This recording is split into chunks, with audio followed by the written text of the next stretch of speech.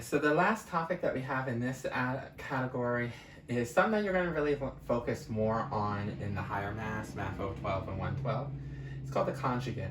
And this is the conjugate of radicals. There are other conjugates out there. There's conjugates for imaginary numbers, and you use conjugates a lot in that category. But for us, we're dealing with radicals. Now, what's a conjugate? A conjugate is basically different signs, same items, different signs. Kind of think of it as difference of squares. Remember when we had a squared minus 4 and we broke it up as a minus 2 and a plus 2? It's kind of the same thing, but we're multiplying these. So why are conjugates very important to us? Well, for right now, there's a shortcut to do this.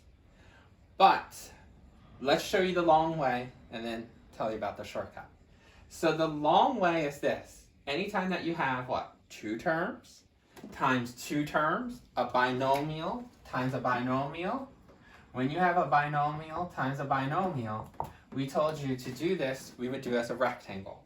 So you would do one big square rectangle, same thing, binomial, 2, 1, 2 columns, 2 rows, 1, 2. When you have this, remember you put 1 on top, and then you put the other binomial on the outside, on the left. See how this one had the -4, but make sure this one has the +4.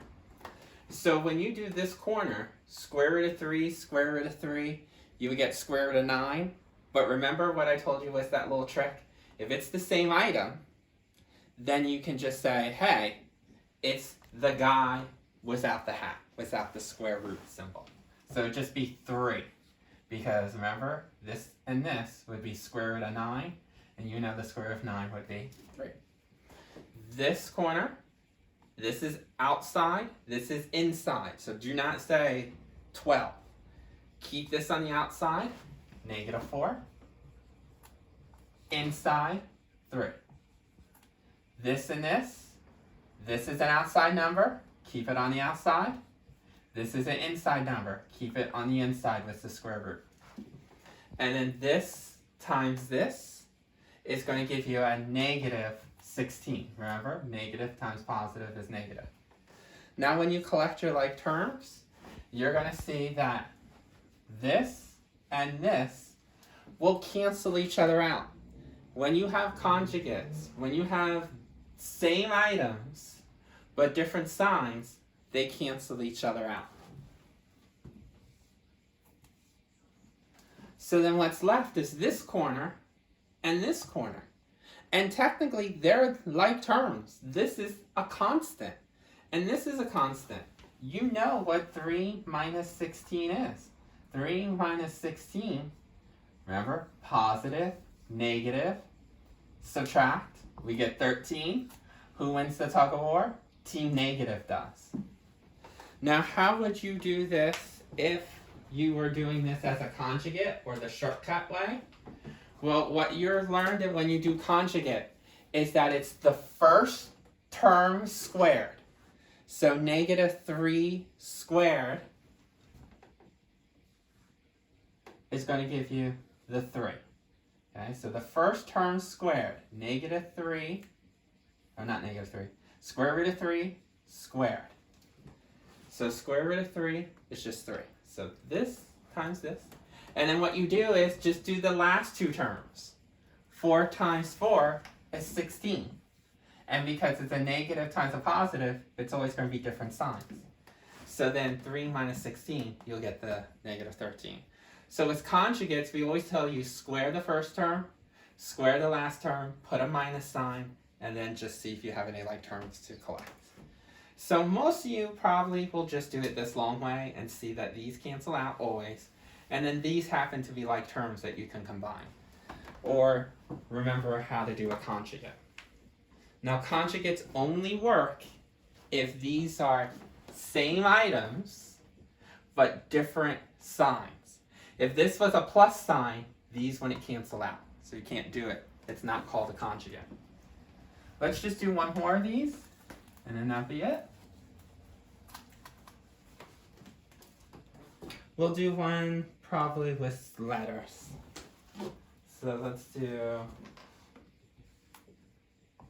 square root x plus 2 and square root of x with the minus 2. These are conjugates because the parentheses are the same.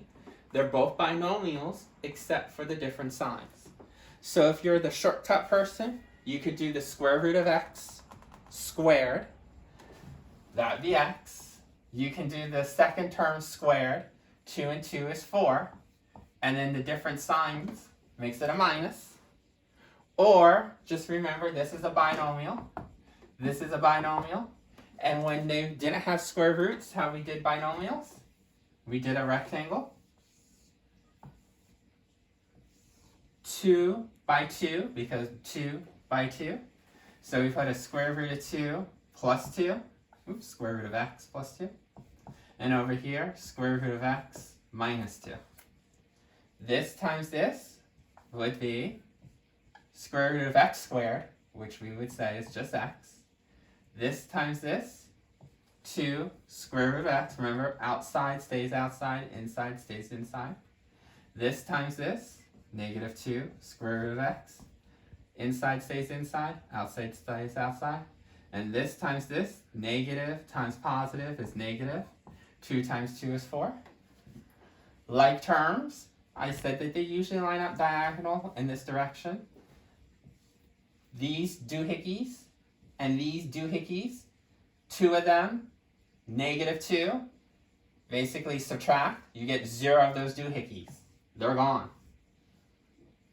So what's left? This corner, instead of saying square root of x squared, we know that can simplify. 2 pairs of socks comes out as one set as x.